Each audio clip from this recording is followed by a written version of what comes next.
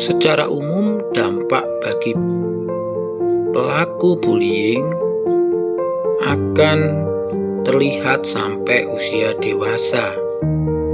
Seseorang yang terbiasa melakukan tindakan bullying terhadap orang lain cenderung akan melakukan hal yang sama hingga dewasa.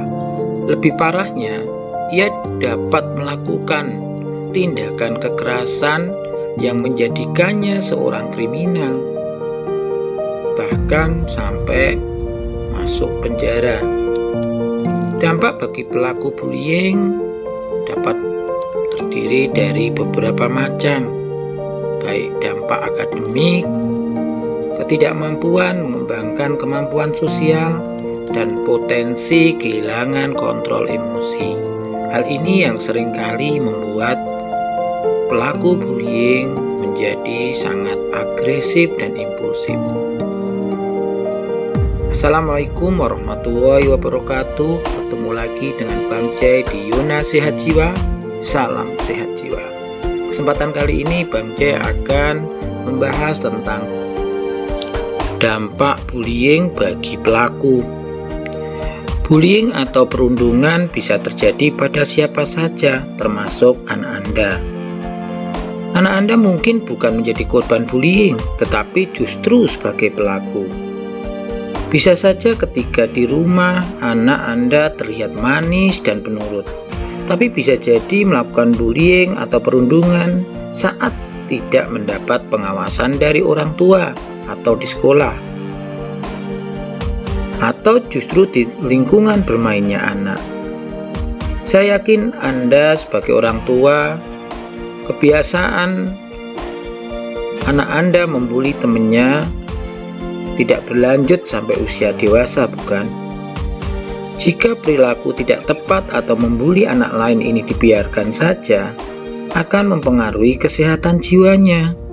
Maka sangat penting bagi orang tua untuk mengenali kondisi anaknya, perilaku anaknya.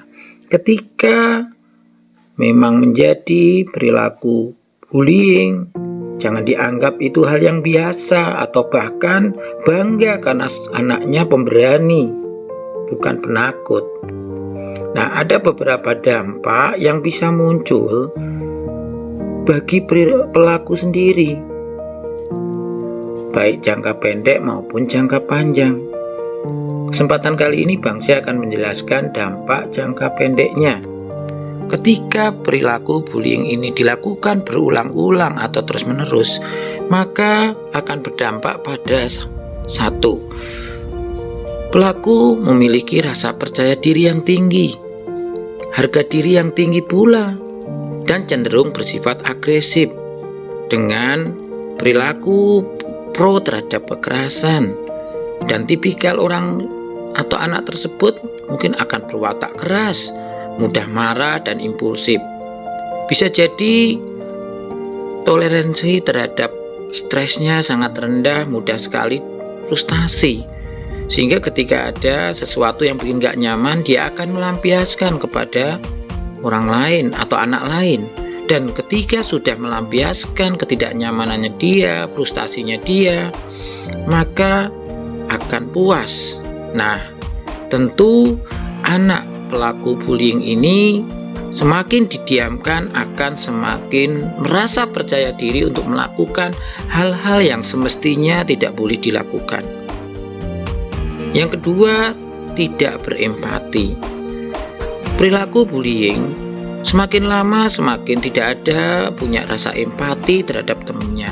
Bahkan ketika teman yang dibully itu menangis, kesakitan, menjerit, maka akan semakin puas. Anak yang suka membuli memiliki kebutuhan yang kuat untuk mendominasi orang lain dan kurang berempati terhadap anak yang dibuli. Mereka yang bertindak sebagai perilaku bullying cenderung tidak memiliki rasa kemanusiaan, rasa empati terhadap orang lain. Selain itu, mereka juga akan sering bertindak lebih agresif dan tidak sabar.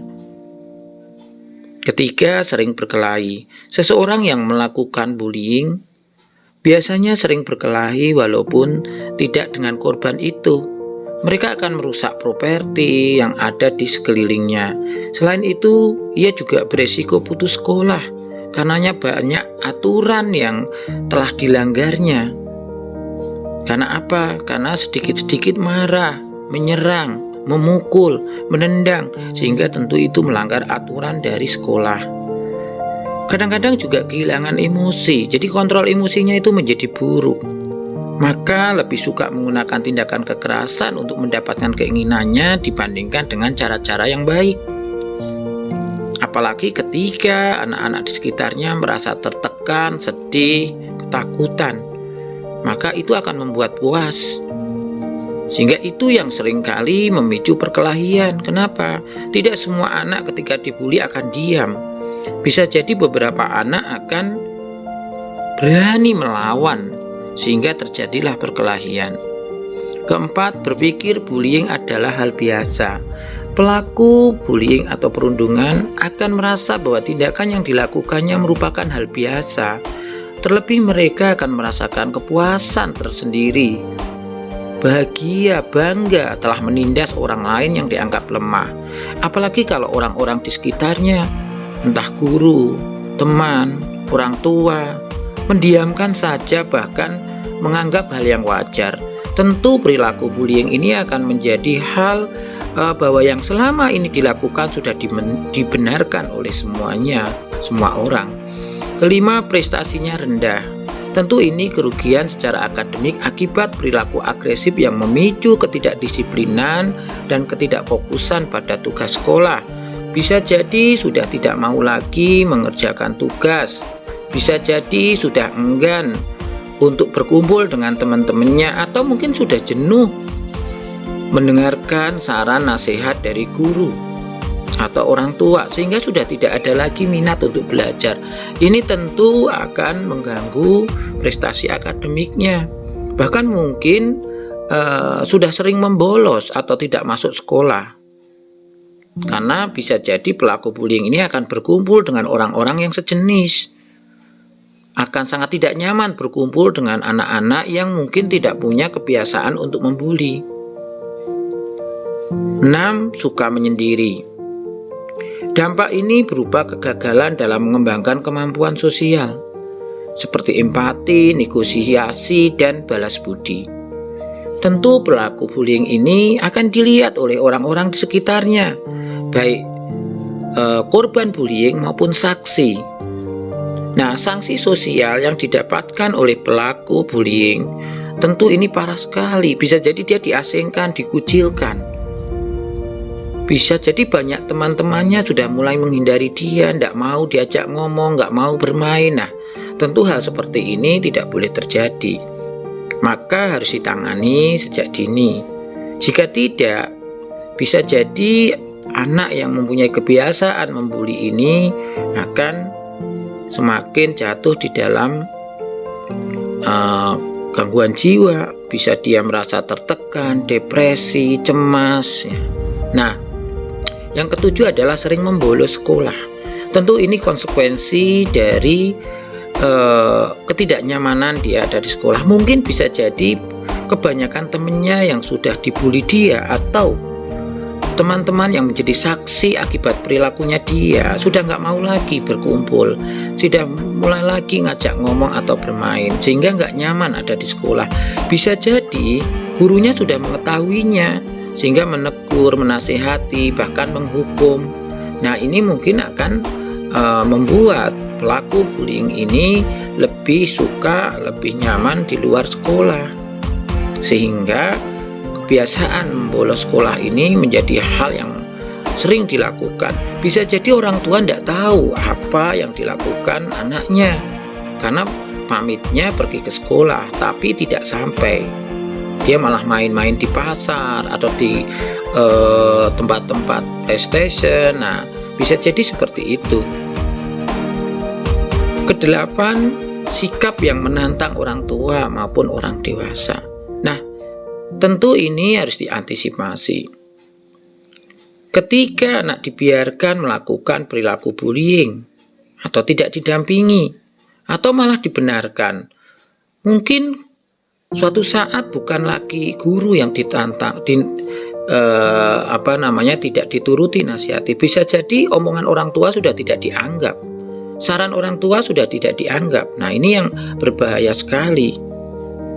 Maka sejak dini mengenali apakah anak kita ini menjadi pelaku bullying atau korbannya harus dilakukan. Supaya apa? Ya supaya kita bisa melakukan pendampingan psikologis. Kita bisa membantu anak yang melakukan bullying ini kembali ke jalan yang benar. Bukan hanya dihukum atau diberi sanksi sosial. Itu tidak akan baik bagi pelaku. Dia melakukan tindakan bullying itu pasti ada alasannya. Ada sesuatu yang melatar belakangi. Nah, mengingat begitu banyaknya dampak bullying bagi anak, maka menjadi tugas orang tua untuk melindungi buah hatinya dari tindakan tersebut. Berikanlah kasih sayang semaksimal mungkin dan ciptakan suasana rumah yang nyaman dan menyenangkan bagi si kecil atau anak kita. Dengan begitu anak akan selalu merasa bahagia sehingga terhindar dari tindakan bullying atau menjadi pelaku bullying itu sendiri. Kalaupun anak sudah menjadi pelaku bullying, harus dibantu. Kenapa dia melakukan itu? Ada hal apa yang membuat tidak nyaman? Bisa jadi ini bermuara pada suasana di rumah. Ini yang harus menjadi perhatikan.